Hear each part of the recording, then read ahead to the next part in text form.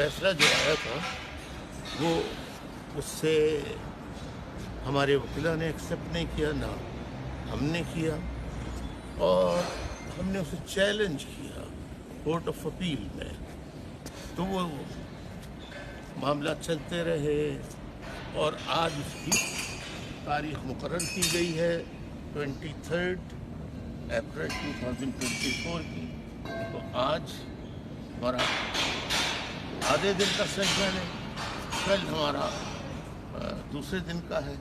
अब इस court of appeal में वो देखेंगे कि जो क्लाइव जोन्स जो पहले जज थे उनका जो फैसला जी आईसीसी जज जो थे उनका फैसला किस हद तक दुरुस्त था और हमारा मौक़िफ़ किस हद तक दुरुस्त है।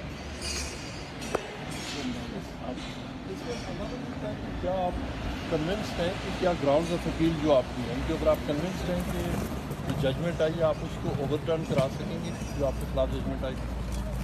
ग्राउंड्स ऑफ अपील तो बहुत मजबूत है। एक तो ग्राउंड्स ऑफ अपील ये तो लीगल मैटर हो गया, लेकिन एक ग्राउंड्स पर जिंदा इंसान रहते हैं, जिंदा लोग रहते हैं, उनसे बड़ा जज, people are the best judge of everything.